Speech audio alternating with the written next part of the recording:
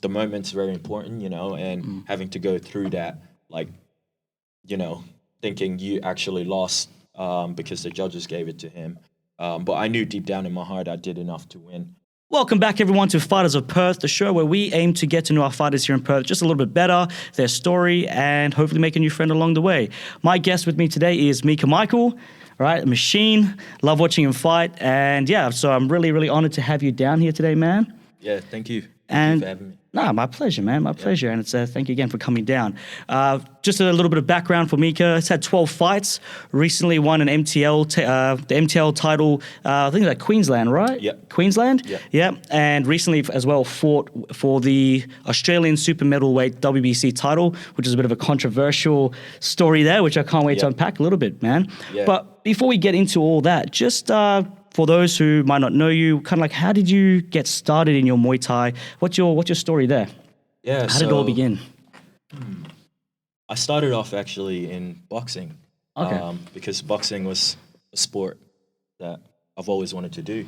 And then before that, I played basketball and soccer, but didn't really enjoy it.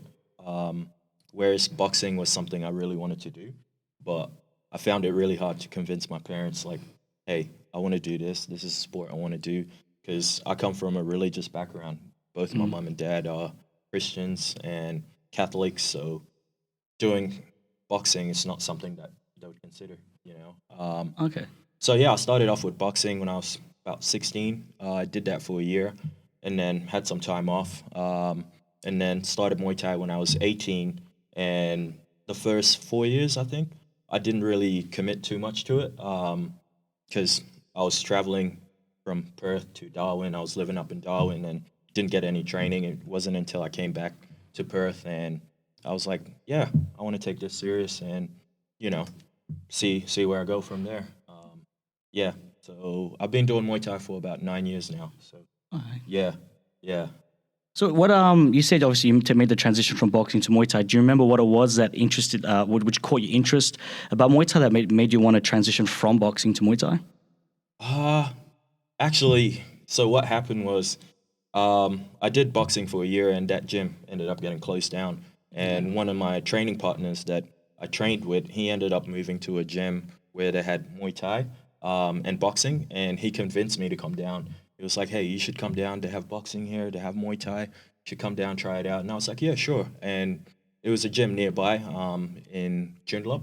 I ended up going there. And I started doing the boxing with my mate, and he did the Muay Thai classes. So I was like, yeah, sure. I'd love to do that. And stayed back, did Muay Thai, and yeah, fell in love with it. And straight away. Now, 9 years on, still doing it. Yeah. It's a pretty common story that I hear from people that they just kind of try it out and they just fall in love with everything, the culture, everything with it.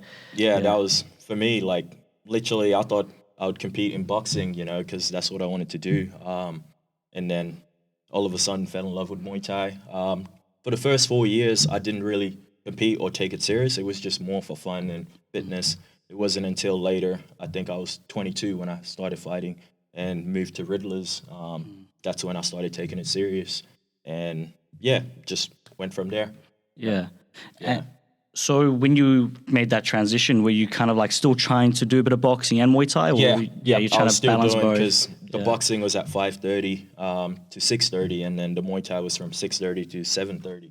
So I'd stay back because my mate, he trained, and I was like, yeah, I'll stay back and train with him, and here I am now. 9 years later, 12 fights, and yeah. Mad fights, man. I love some of your fights. There was one fight that I was going to ask you about a little bit later, but I thought I'd ask you now. Your fight with Josh Della, right? Yep. That was a really cool fight to watch. Obviously, a clash of styles there, right? How did you feel about the fight? Like, what was your thoughts during the fight? Like, oh man, this guy fights so different. Yeah, what is going through your head during that fight? That was one of my most interesting fights, actually. That was my 7th fight. I was meant to fight someone else, and they ended up pulling out a week before the fight. And Josh Della stepped in, I think, 3 days before the fight. Something crazy like that. Yeah, I remember it was about a that. very short notice. Props to him. Yeah, so completely changing the whole style. So we were preparing for someone that was heavy-handed, and all of a sudden we got this MMA guy who's completely different. comes from an MMA background. And yeah, that fight was pretty interesting, especially the first 3 rounds. He got me really frustrated. His style, the way he moves in and out, Yeah. bouncy, it just wasn't very traditional Muay Thai. Which you used to. Obviously, you spar for, Yep, you prepare exactly. for that, and then some of Yeah. that boxing movement or that MMA movement just throws you Yeah, off. his movement just threw me off. But luckily, it was a 5-round fight. I ended up going back after the first round to my coach, and I was just frustrated, and he's trying to calm me down. And my coach knows how to calm me down, and he knows how to say the right things to calm me down. And it wasn't until the 4th and 5th I started figuring him out and just getting out of my mind. But yeah, it was a pretty good fight. It was a good challenge, having someone from a different background and, short notice, didn't know what to expect. So yeah, that was a good fight. Josh Della brought. Yeah. Brought it, yeah. And it was a good fight to watch, man. Yeah, thank you. And probably learned a bit from that fight as well, I'm sure. Yeah, I learned a lot. Because 2 fights later, I ended up fighting someone with similar style. You know what to do, which yeah. I knew what to do, but still ended up being my hardest fight. That was in Canberra. Okay, Yeah. tell me a little bit more about that fight. Yeah, that was on Pandemonium Fight Night, I believe. I fought a guy named Josh Fitzroy from Canberra. He's had 25 fights or something like that. Wow. So at the time, he was double my experience or triple. That was my 9th fight, I believe. So yeah, going into that fight, it was 3 rounds, and we got bumped up to the main event. And, stepping up and fighting someone, with that experience, it was pretty good because his style was completely different. It was more like kickboxing, bouncy in and out, more hands. And he was just giving me different looks, like literally confused the hell out of me. But Yeah. it was a good fight. It was one of my hardest fights to date. Just trying to figure him out, and only 3 rounds. I like 5-rounders where, you start off slow and figure them out. Build and it then, up, yeah. build it up, and then once you figure them out, you could just do your thing. But yeah, that fight threw me off. It was just, his style was completely different. It wasn't until the 3rd round where I started settling. I figured him out, and it wasn't towards the end. I think I had 2 8 counts. Okay, cool. Yeah, I dropped him with a knee and then a body shot, but ran out of time on that one. So did he still get the decision because of the earlier rounds, or did you make? No, I ended up winning by unanimous, but it was just very hard. It was more mental, that fight, because of his style. Just completely threw me off, and I was in my mind, But yeah, it was a good fight. I enjoyed that fight. Yeah. What do you do now? Like, so when someone's kind of moving like that, not your kind of traditional way, is there something that you now try and do straight away that you've kind of picked up? Like, okay, they struggle with this, I'm going to do this. Like, what did you pick up from that kind of style that you can now apply straight away from someone who does that? Well, the thing I look for, especially if they're moving in and out, it can throw you off because sometimes you want to set your shots, and if they're moving in and out, it changes the rhythm, changes your timing and everything. So what I do is I try to figure them out the first round, see what they're doing, see where they're strongest at. But literally, I'll just go with the flow. So most of the time, I just trust in my instincts. Just react, respond. And once I figured out their timing and, their rhythm, I just do my thing. That's the biggest thing, right? It's not like you're looking for a specific thing. It's just feeling the time, feeling the rhythm, interrupting it. Yep, exactly. Yeah, that's the thing. You got to figure it out. Because if you don't, you just ended up being confused by it. And you start, taking pictures, you start standing there and trying to trade or get frustrated. So, yeah, you got to feel them out and see how it is, and then go with the flow from there. Yeah. Which has been the fight that you've learned the most from, and what was it that you learned? Out of all my fights, probably that Josh Della fight, to be honest. Yeah. Because that fight, I was all up in my mind. His style and the things he was doing in there. He started grappling me, taking me down. And Josh up, I think, like a double leg almost. He took me down a couple of times, man. I have no takedown defense. That fight really got me frustrated. It wasn't until later on I figured him out, and my coach, talking to me in a certain way to get me to calm down.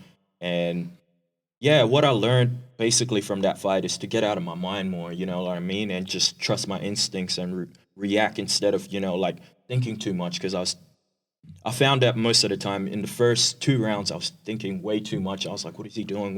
Where is he? Trying to figure him out, which could have cost me, if it was a 3-round fight. But luckily, it was a 5-round fight, and obviously short notice, so I didn't really know what to expect too much from him. One thing about me, I never really watch my opponents. I don't. Okay. Yeah, I like to just jump in there and do my thing. But yeah, that one was pretty good. Like learning lesson, fighting someone with different styles, and obviously now I've had 12 fights. I've fought different styles, which is pretty good. And then in the future, hopefully more different styles. Yeah. Do you think it could ever be detrimental to, like, I understand the mindset. It's kind of like two mindsets, right? Like one is like, a real fighter doesn't need to watch his opponents before he goes in there. He can just fight and, adjust in the moment. But then there's a very analytical, like, no, it's like the kind of art of war, know your enemy, right? Know everything, know their patterns, know their tells, like what do they like to throw. So do you think that possibly in the future, analyzing or watching your fighters' fights is something that you would add or do, or is it kind of like just not your style? It's not my style, really. Yeah. I'd rather go in there and try to figure them out, because I find that when I watch my opponents, begin to study them, and I start thinking, they might do this. This is what they're gonna do, and that, because every fight's different. You know, they may come in with a completely different style. That's so true. Yeah, especially like my last fight. Fighting Nick, which was the most experienced person I fought. That was my 12th fight, and he's 43rd fight. So I kind of seen little clips, and I expected him to do certain things, and he came in there and did completely the opposite, which threw me off the first 2 rounds, but I was able to figure him out from there onwards. Yeah. Now talking about that fight with Nick. So let's get into this, right? Yeah. So obviously a bit of a controversial decision. Yeah. Darren made that post, and obviously got the decision appealed. Now, I don't think Darren's the kind of man to do that lightly. Yeah. Like, everyone's kind of had a bad decision and we kind of move on for it. But for him to go and go to those lengths to actually get the decision appealed, like obviously it must have been quite the opposite way than what they had decided. Exactly. Can you tell us the story from your perspective? Like, what is it like for you? Like, what happened? For anyone that didn't watch the fight, doesn't know what's going on, like, just tell us what happened. Yeah, so first of all, big thank you to my coach, Darren, obviously, for going through with this. That fight, man, like, to be honest, everyone that watched it knows what happened, which I won clearly 4 rounds in that fight. I know Nick might think, he won so many rounds or so. But to be honest, it's Muay Thai, I was playing to my skill set. I did enough to, like, I don't understand how the judges gave it to him. It was 2 judges that ended up giving it to him. It was a good fight. It was actually a pretty good fight. I enjoyed that fight. I'm sure you mean no disrespect to Nick as well. No disrespect, exactly. But, and he's done nothing wrong. We're both fighters. We jump in there, we do our thing, and, we expect fairness. And the judges ended up giving it to him, which I couldn't understand. And, like, what was the question again? Sorry. No, that's okay. Man. No. The question was more like, what you were saying there is like your experience, what happened and how you felt about it, which is exactly what you're talking about. So I guess one of my questions for you would be, for those who say, you say it was clear that you won. What were you doing to show that you won? Was it that you're landing more kicks? I landed. You were more forward pressure? What was it that made it clear that you won? It was pretty much, I played counter style in that fight, and I landed more kicks, made him miss so many times, and just kept landing repeatedly, I think he went for a head kick once, and I ended up blocking it with my arm. He didn't throw anything, to the body. It was mostly low kicks, and a couple of punches here and there that, he might have caught me. I think it was in the round 2, I believe. But besides that, there was nothing, like, came out of that fight fine. I just couldn't understand why the judges gave it to him. I ended up watching it after we got back. Just to be sure, like... because it can be confusing in there, and one of the things I always tell my coach, it could be my best performance, and I'll always tell my coach, man, I should have done more. I should have done more, Yeah, I am my own critic. Like, doesn't matter. I could do my best performance and I still feel like I need to do more. And in that fight, I felt comfortable. I knew I had done enough. But I still, in the back of my mind, man, I should have done more. But yeah, it is what it is. Like, that happened 8 weeks ago now. And you just got to move on. But we got back to our hotel and me and my coach ended up watching it. And we just couldn't believe it. We were like, whoa, like, This how is did obvious, he win yeah, this? yeah. It was pretty obvious. And like, even after the fight, people telling me, hey, you won that, and a couple of the coaches at the back was telling me, I just couldn't believe it. I needed to watch it back before I can make my own judgment. But yeah, just I think what a lot of people don't understand, it's like, you don't really, like, this isn't a sport you do for money, right? yeah, exactly. As egotistical as it might sound, you do that for the glory. You do it for at the end of the day, for your hand to get raised. Exactly. And you put in weeks and weeks of, like, discipline, blood, sweat, and tears, literally. Yeah, you do. Yeah. It's a bit of an emotional ride as well. And then you get there and then you fight your heart out and then, because of a judge's decision, who knows why they just, maybe they genuinely saw it that way and it's completely, innocent, or maybe they have a bias. We don't know, right? Exactly. Yeah. But and then they give it to the other person. It's pretty gut wrenching in the moment. I can imagine. It is. How was it in the moment for you? Because were you aware that you had won in that moment? Like, you went to the corner, like, cool, yeah, we've won it. You're feeling good. Yeah. You know you're gonna get your hand raised, and it's like, wait a minute. Like, yeah, exactly. I knew I'd done enough, to get the judge's nod. But I went back to my corner and I was like, my coach knows this. I always ask him, did we do enough? And he would always, tell me on the spot. But obviously going to another state and fighting in another territory, always gonna favor that boy. Anything can happen, It's not my home, not my people there. So yeah, anything can happen. So yeah, standing there, I knew I did enough, but yeah, judges ended up giving it to him, which, okay, no That's what it problem. is, man, yeah. And just move on, because I've had similar thing happen to me 1 year ago when I fought here in Perth on domination, and similar thing happened, and yeah, you just learn from it and you move on and keep going. Yeah. Now, the decision of the appeal was, or what I think the people had decided was to make it a no contest. Yeah. Are you okay with that, or do you still feel like, obviously you probably would have liked it if they said, look, you get the belt, or are you satisfied with no contest, or do you still feel like, look, this isn't actually quite enough? Oh, man, like, at this point, to be honest, like, I've moved on. I've just blocked it out of my mind, had some time off to think. But yeah, they went with no contest. Also, big thank you to WBC for actually going through with it. And, they've come to conclusion to turn it into a no contest, which would be fair for both of us. I believe so. But yeah, it is what it is. Just got to move on, right? Yeah, just got to move on. Can't do much, in the moment. Even if they were to turn it back, the moment's very important, and having to go through that, like, thinking you actually lost because the judges gave it to him. But I knew deep down in my heart I did enough to win. But yeah, just got to move on and start again. Start focusing on the next one, right? Exactly, yeah. So I've had some time off, had about 2 months. Got back to the gym last night, actually, and today. And yeah, just start building again for the next one. Suffered a couple of injuries, but yeah, I'm back now, training and starting to rebuild and get back to where I was. Do you already have another fight set up? Not at the moment. We're seeing how we go. I only just got back last night, so we're gonna see how we go. Yeah, I really want to get one in by the end of this year. I really want to get back in there. Yeah.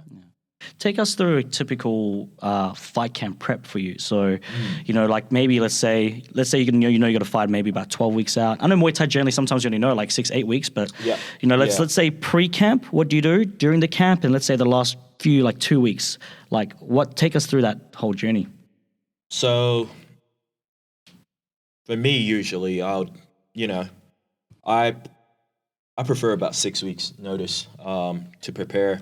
So basically, seeing where my weight is at and making adjustments in my diet and whatnot to lose the weight. And then as we get closer, start picking up the intensity of training. Doing my morning runs, doing my strength and conditioning in the morning, and then in the afternoon doing my pads, bag, sparring and whatnot. So basically, it's just picking up my intensity as we get closer and closer to the fight. Usually about 4 weeks out, we start to ramp it up and start going hard. What do you do different to ramp it up? So just the intensity, really, and start cutting back on like strength and conditioning. Not too much. Obviously, doing things that would help you, but like cutting out the unnecessary stuff. And can you give me an example? So like lifting too heavy and all that, and stuff that doesn't help you in a fight. You know what I mean? Like Directly. yeah, directly. Yeah. So yeah, my training camp, it's usually about the same, just doing the same thing, doing my sparring, doing my strength and conditioning, and pads and whatnot. And yeah, just as usual, like every other Muay Thai Session. Yeah. session. Yeah, exactly. Yeah. Yeah. When you say pick up the intensity, like, is that just you just hit pads harder, spar harder, or do longer rounds? Like, how would you define picking up the intensity? So, usually when you train Muay Thai, if you're not training for a fight, obviously you could train how you like, but if you're training for a fight, you don't want to start too early, go 100%, like let's say 5 weeks, 6 weeks out. You don't want to do that. You want to, because when you get to the fight, you might be burnt out or so. So what you want to do is gradually start to pick it up as you go. For me, I find, about 4 weeks or 3 weeks out from the fight, that's when I could really smash it and go hard. And you feel good, So yeah, about just doing everything longer and more power and whatnot. Yeah. And on that last week, like, how does your taper look? Do you usually wait till like the Wednesday and then taper, or do you usually start like some people think it's better to start like straight at the beginning of the week? I guess it depends on like who you follow in the sports science world. What's your approach? Usually toning down on things like you don't want to, the intensity is still there, but obviously not like the week before where you go 100%, you start to tone down on your intensity and just start being careful, still you're still clinching, you're still doing your pads, you're still doing your bag work and whatnot, but not 100%, like, you start to cut it down and slowly, and then on a Thursday and a Friday start focusing on losing the weight. Yeah. That's cool, man. And on the fight day, so obviously everyone has a different kind of ritual, right? Yeah. So when you want to switch from normal Meeka that we're talking to now to the beast in the ring, what is your process? Do you usually wait, like, do you listen to music? Do you wait for the rub down and wait for that smell of the Thai oil? Like, what is your, ritual? Yeah. Me, I don't really have a ritual, I would say, but one thing I do is I'm out there on, fight day, talking to people, enjoying watching. I love watching fights before mine. Just gets me hyped up. Yeah, I love it. And I love talking to people. I love walking around doing things I find that if I stay at the back by myself, I start thinking too much. Right. So you like to just be clear of mind. I like to be clear. And then when it's time to focus, you just zoned in. Because I find that if you're zoned in like a couple of hours before your fight, it just, I get distracted by when it's time to get zoned in, It's almost good to get zoned in like just right before the moment rather than mentally. Literally once I put my shorts on, start getting warmed up and whatnot, that's when I zone in, really. Yeah, so I don't really have a ritual. I just go with the flow because my last couple of fights have been interstate. So you just have to adjust to things there, I don't really have a certain thing that I have to do, I would say. So, yeah. You don't have any weird little superstitions, like I've got to wear the same underwear, or, nope. I've got to... Nope. Yeah. Wow. People have that, and I had something like that, so I get it, It's like a weird little state of mind, like, I'm not really making a difference, but it just helps my mind be at ease in some weird way. Wow. Yeah. Yeah, I don't like. I treat it like, man, like the shorts. You know, you fight on different promotions, you get different shorts. Yeah. And you may get tops and everything, but it doesn't really matter to me. It's just about being zoned in and doing what I'm actually there to do. You know, that's what's most important, and getting my mind right. But one thing I like to do is I like to talk to my friends and family just before, and you know, they wish you good luck and whatnot. I like that. I like that, having that. But I wouldn't say it's a ritual. Like, if it doesn't happen, it's okay, no problem. I just adjust Don't let to it affect you. Yeah, yeah. What does zoning in look like for you? So like, do you like, all right, mean face on, it's go time? Like, Man, what do you I'm tell yourself? smiling and everything. I Yeah, don't really? have a mean face or anything like Yeah. that. Zoning in's usually, I would say it's when I'm starting to warm up. You know, I start to visualize. Okay, you use visualization? Yeah, Okay. yeah, lots of visualization. Visualization's a big thing in our sport. You have to do that, you know. So Do you tell yourself, did you have like, some people will tell you like, I've seen it quite a few times, they have to be like, I'm the best, I'm the best. Yeah, you know, they have to get I've seen into that yeah. state. For you, Yeah. do you have any kind of words of affirmation in any kind of sense, or what do you like to do? Usually it's just, man, I'm ready to go, and you just know it, you feel it. You just, I don't know, it's just like a feeling. You know, it's time. It's time to do what you're there for. And for me, it's just, okay, cut out the distraction. You know, especially when you're about to walk out. You know, you may have people here and there calling your name and saying things. You just zoned in. I never really pay attention to the people that's outside when it's time.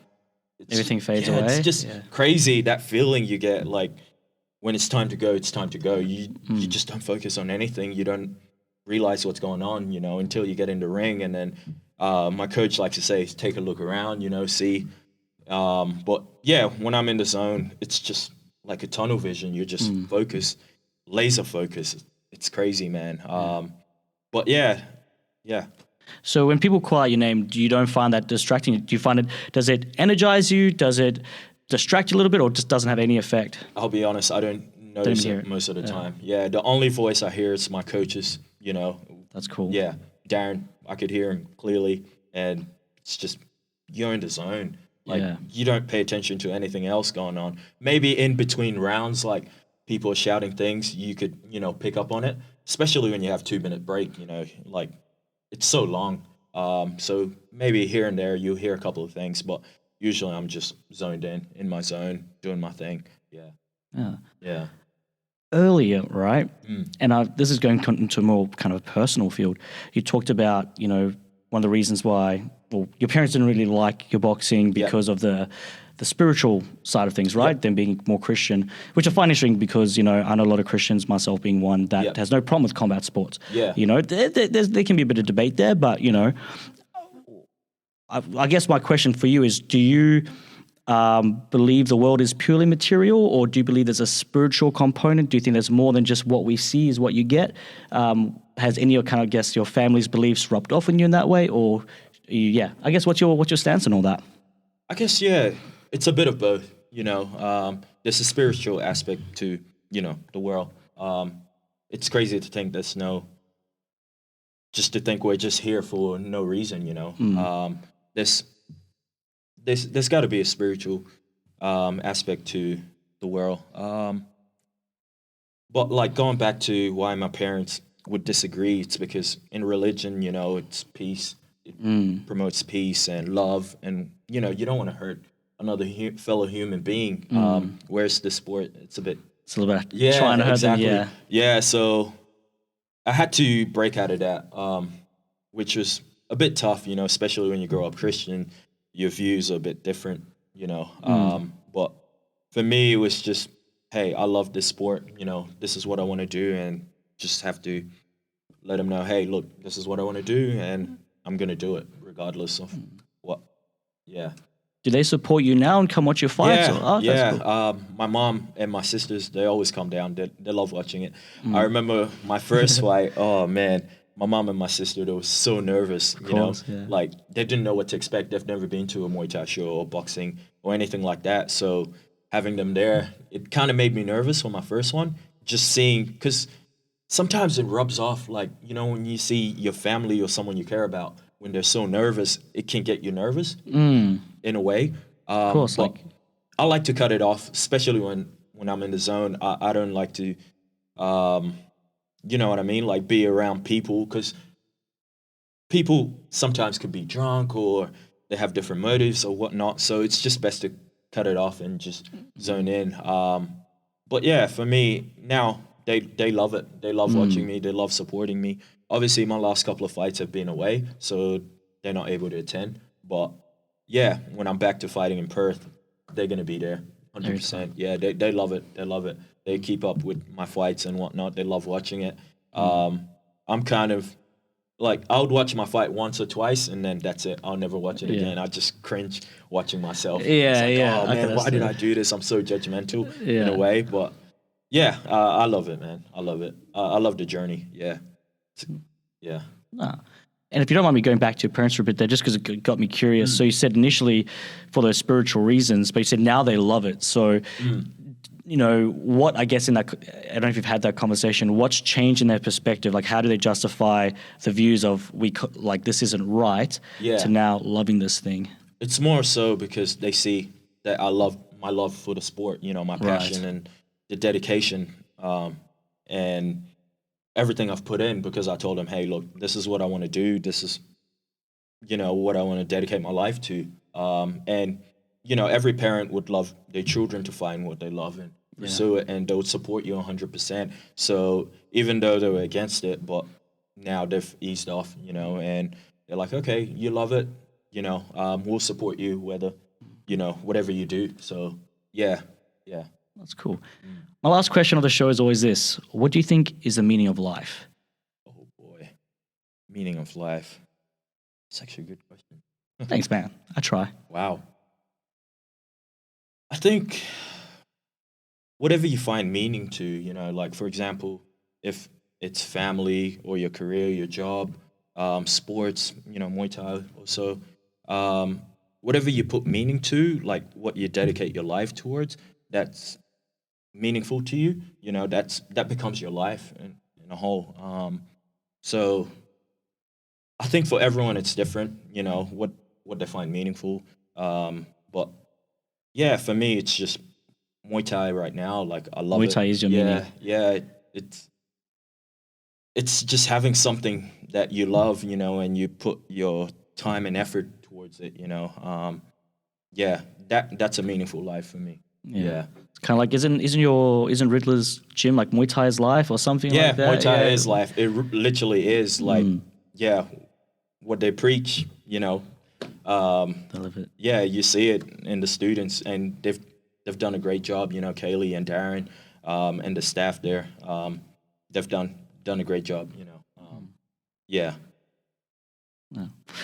So anyone that wants to anyone that wants to follow you, like on social media, follow your journey, what's the best way for them? Is it Facebook, Instagram? Yeah, do you have a TikTok? What do you do? I'm on social media, Instagram, Facebook, Meeka Michael, pretty basic, Meeka, and Michael.